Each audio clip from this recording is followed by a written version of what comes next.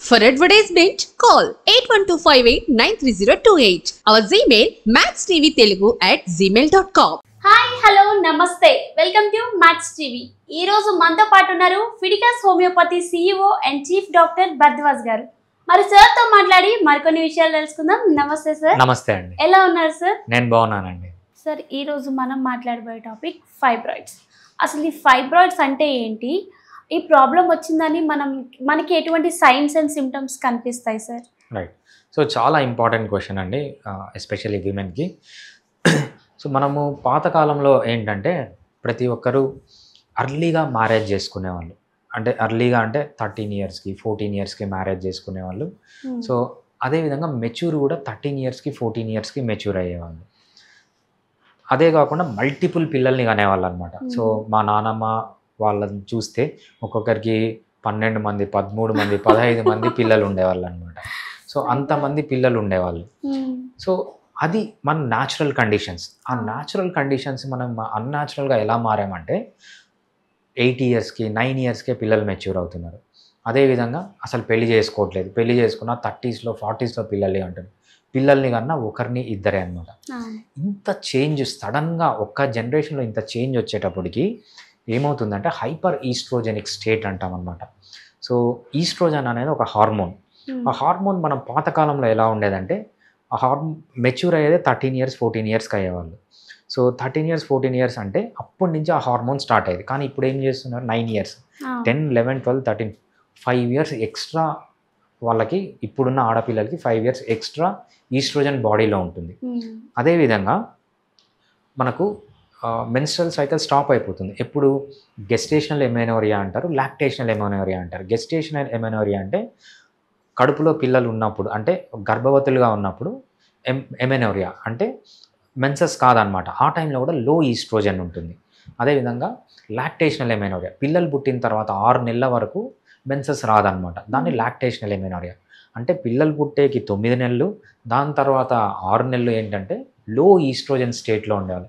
ఇలా వాళ్ళ లైఫ్ టైంలో 10 మంది పిల్లల్లో 15 మంది పిల్లల్లో కంటే అట్లీస్ట్ 20 ఇయర్స్ వరకు లో ఈస్ట్రోజన్ ఉండే. కానీ ఇప్పుడు ఏమైంది, 20 ఇయర్స్ వరకు ఇక్కడ ఈస్ట్రోజన్ పెరిగిపోయింది. అదే ఇక్కడ 5 ఇయర్స్ ఈస్ట్రోజన్ పెరిగిపోయింది. అంటే ఆల్మోస్ట్ ప్రతి ఒక్క విమెన్ దాంట్లో 25 ఇయర్స్ ఎక్స్ట్రా ఈస్ట్రోజన్ ఉంటుందన్నమాట మన నేచర్తో కంపేర్ చేస్తే. దీనివల్ల ప్రాబ్లం ఏమవుతుందంటే ఈస్ట్రోజన్ ఎక్కువ ఉండడం వల్ల కొన్ని ట్యూమర్స్ ప్రొడ్యూస్ అవుతాయి. దాన్నే ఫైబ్రాయిడ్స్ అంటున్నాం. ఈ దీంతో పాటు ఎక్కువ కార్బోహైడ్రేట్ ఫుడ్ తీసుకుంటున్నారు. ఎప్పుడైతే కార్బోహైడ్రేట్ ఫుడ్ ఎక్కువ తీసుకుంటున్నారో అది ఫ్యాట్గా మారుతుందన్నమాట. ఈ ఫ్యాట్కున్న కెపాసిటీ ఏంటంటే ఇది కూడా వేరే హార్మోన్స్ని ఈస్ట్రోజన్గా మారుస్తుంది. సో దీనివల్ల కూడా హైపర్ ఈస్ట్రోజెనిక్ స్టేట్. ఈ హైపర్ ఈస్ట్రోజెనిక్ స్టేట్ వల్ల ఎప్పుడైతే యూటరస్ పైన యాక్ట్ చేస్తుందో అక్కడ కొన్ని ట్యూమర్స్ వస్తాయన్నమాట. ట్యూమర్ అంటే గడ్డలు వస్తాయన్నమాట. దాన్నే ఫైబ్రాయిడ్స్ అంటాం అన్నమాట. సో దానికి రీజన్ మనం తెలుసుకున్నాం. ఫైబ్రాయిడ్ అంటే ఏంది అని తెలుసుకున్నాం. ఇది క్యాన్సరస్ ట్యూమర్ కాదు, చాలా రేర్ కండిషన్లో క్యాన్సరస్గా మారుతుంది. ఇప్పుడు మనం మెయిన్ చూసేది ఏంటంటే అట్లీస్ట్ 19 ఇయర్స్కి 15 ఇయర్స్ కాదు 19 ఇయర్స్కి 20 ఇయర్స్ నుంచి ఆల్మోస్ట్ 30 ఇయర్స్ 40 ఇయర్స్ 50 ఇయర్స్ ఉమెన్కి కూడా రెగ్యులర్గా ఫైబ్రాయిడ్స్, ఒక్క ఫైబ్రాయిడ్ కాదు మల్టిపుల్ ఫైబ్రాయిడ్స్ మనము క్లినిక్లో రెగ్యులర్గా చూస్తున్నాం. ఎక్కువ టీనేజర్స్లో మీరు చూస్తున్నారంటారా? టీనేజర్స్లో వస్తుంది. అదేవిధంగా మిడిల్ ఏజ్లో కూడా వస్తుంది అనమాట. టీనేజ్లో స్టార్ట్ అవుతుంది, మిడిల్ ఏజ్లో చాలా ఎక్కువ అయిపోతుంది. అంటే టీనేజ్లో సింపుల్ 1 2 ఉంటాయి, మిడిల్ ఏజ్లో మల్టిపుల్ అనమాట. 4 ఉండడము 5 ఉండడము, సైజ్ పెద్దగా కావడం, దీనివల్ల చాలా ప్రాబ్లమ్స్ మనం చూస్తున్నాం. ఓకే సార్, మరి ప్రాబ్లం వచ్చినట్టు ఎటువంటి సైన్స్ కానీ సిమ్టమ్స్ కానీ మనకు కనిపిస్తాయా sir? Right. So signs and symptom first తీసుకున్నప్పుడు యంగ్ విమెన్లో ఎలా ఉంటుందంటే సిమ్టమ్స్ తెలియదు అనమాట. వీళ్ళు ఏం చేస్తారంటే ఏదో జనరల్ చెకప్కో వెళ్ళి ఒక అల్ట్రాసౌండ్ తీసినప్పుడు అల్ట్రాసౌండ్లో బయటపడుతుంది మీకు ఒక చిన్న ఫైబ్రాయిడ్ ఉంది అని. వీళ్ళు తీసుకొని భయపడి గైనకాలజిస్ట్ దగ్గరికి వెళ్తారు. గైనకాలజిస్ట్ దగ్గరికి వెళ్తే వాళ్ళు ఏం చేస్తారు, అమ్మ చిన్న ఫైబ్రాయిడే కదా ఏం పట్టించుకోదండి వదిలేయండి అంటారు. వాళ్ళ ఉద్దేశం ఏంటంటే ఇప్పుడు పట్టించుకోదండి, బాగా పెద్దగా అవుతుంది, పెద్దగా అయిన తర్వాత రండి సర్జరీ చేస్తామని. సో అలోపతిలో ఏంటంటే దీనికి సర్జరీ తప్ప వేరే ఆప్షన్ లేదు. కానీ హోమియోపతిలో మంచి ఆప్షన్ ఉంది. చిన్నప్పుడే అంటే ఆ సైజు చిన్నగా ఉన్నప్పుడు యంగ్ విమెన్లోనే వస్తే అది కంప్లీట్గా కరిగించేయచ్చు అనమాట. నార్మల్గా ఫైబ్రాయిడ్ని కరిగియడానికి వాళ్ళకి మెడిసిన్స్ లేవు. హోమియోపతిలో చాలా మంచి మెడిసిన్స్ ఉన్నాయి. ఫైబ్రాయిడ్ని జీరో చేయొచ్చు. వచ్చిన ఫైబ్రాయిడ్ని కంప్లీట్గా తీసేసి వితౌట్ సర్జరీ ట్రీట్మెంట్తో చేయొచ్చు అనమాట. సో ఈ స్టేజ్లో సిమ్టమ్స్ ఉండవు ఫస్ట్ స్టేజ్లో. నెక్స్ట్ స్టేజ్లో ఏమవుతుందంటే వీళ్ళకు సెకండ్ స్టేజ్లో ఏమవుతుందంటే మ్యారేజ్ ఏజ్లో ఫైబ్రాయిడ్స్ ఉంటాయి. ఫైబ్రాయిడ్స్ ఉండడం వల్ల ఏంటి, ఎక్కువ బ్లీడింగ్ కావడము, అదేవిధంగా ఇంకొకటి ఏంటంటే ఇన్ఫర్టిలిటీ రావడము. సో పెళ్ళైతుంది, సెక్షువల్ యాక్టివిటీ ఉంటుంది, అయినా కూడా పిల్లలు పుట్టారనమాట. సో ఇన్ఫర్టిలిటీ అనేది మనము ఫస్ట్ యంగ్ విమెన్లో ఇన్ఫర్టిలిటీ ఉంటే ఫస్ట్ సస్పెక్ట్ చేయాల్సింది ఫైబ్రాయిడ్స్ అనమాట. అది కూడా ఒక సిమ్టమ్. లేదు పిల్లలు పుట్టారు, కొంచెం మిడిల్ ఏజ్డ్ విమెన్, వీళ్ళలో ఏంటంటే హెవీ బ్లీడింగ్, సో కంటిన్యూస్గా బ్లీడింగ్ ఉండడము, ఫ్రీక్వెంట్గా మెన్సెస్ రావడము, చాలా రోజులు ఉండడము, చాలా ఎక్కువసేపు బ్లీడింగ్ రావడం, హై అమౌంట్లో బ్లీడింగ్ రావడము, పెయిన్ఫుల్గా ఉండడము, ఇవన్నీ మనం మిడిల్ ఏజ్ విమెన్లో చూస్తాం అన్నమాట.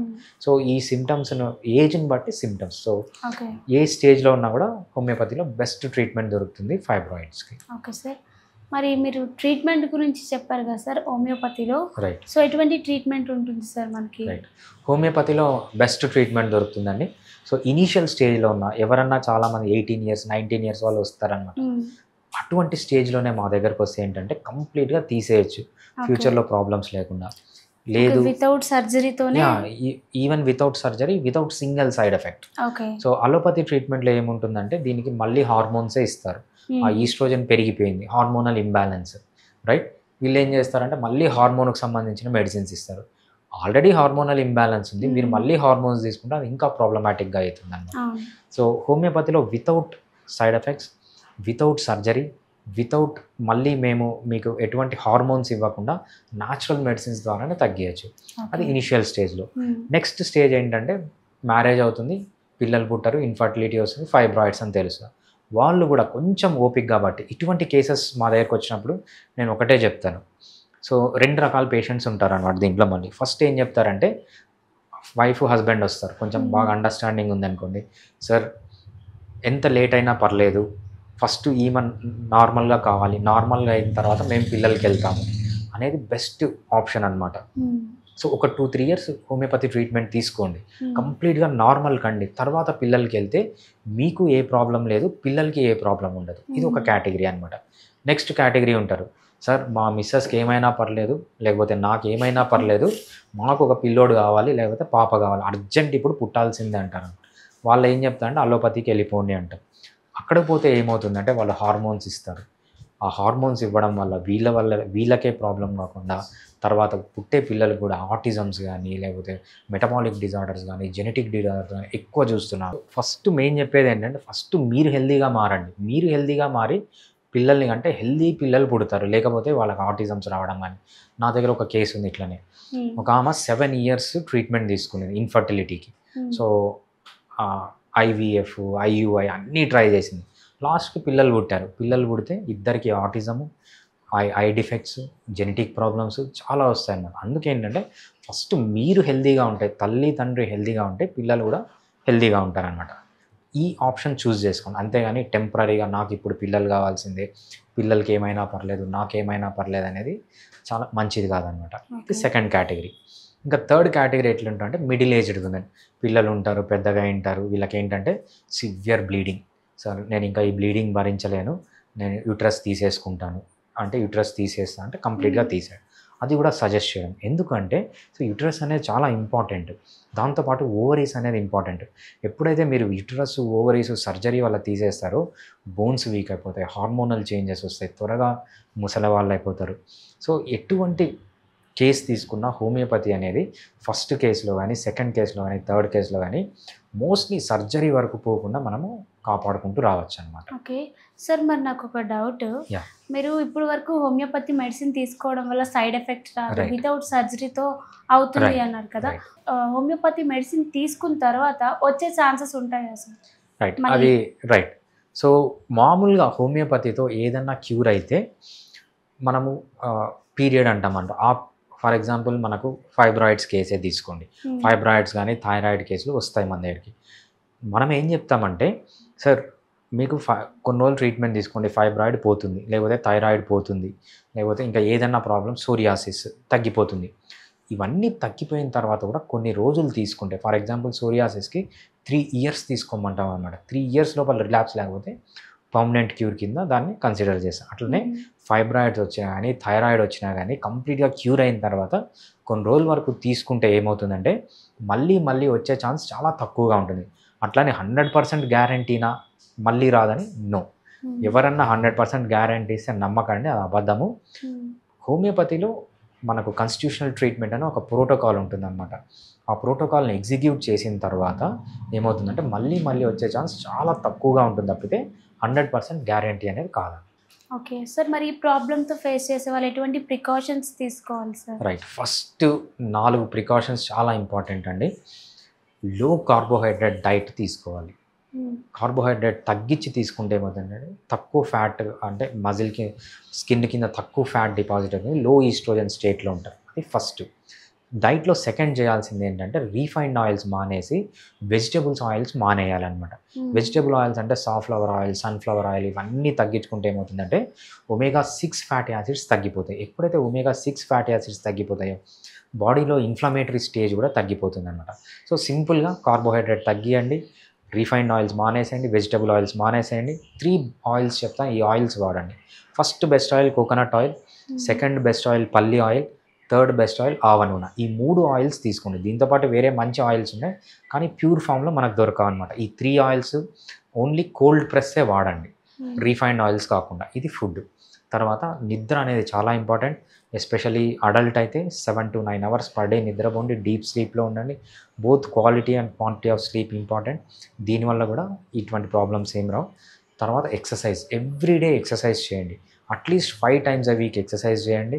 సో మినిమం ఎక్సర్సైజ్ ఏంటంటే walking, brisk walking for 1 hour is a minimum exercise you have to do every day. దీంతోపాటు స్ట్రెస్ ఫ్రీ లైఫ్లో ఉండండి. ఎంత స్ట్రెస్ తక్కువైతే అంత హెల్తీగా ఉంటారు. దీంతోపాటు అలవాట్లు ఏమన్నా ఉన్నా, స్మోకింగ్ కానీ, డ్రింకింగ్ కానీ, ఆల్కహాల్ కానీ, లేకపోతే పాన్ చూడడం కానీ, లేకపోతే ఇంకే అలవాటు ఉన్నా కూడా సో కాఫీలు కానీ, టీలు కానీ అన్నీ తగ్గించుకుంటే ఏమవుతుందంటే హెల్తీగా ఉంటారనమాట. సో ఈ 4 టిప్స్ పాటించి హోమియోపతి మెడిసిన్ తీసుకుంటే mostly you will cure your disease. చాలా బాగా ఎక్స్ప్లెయిన్ చేస్తారు. Thank you so much. Thanks అండి.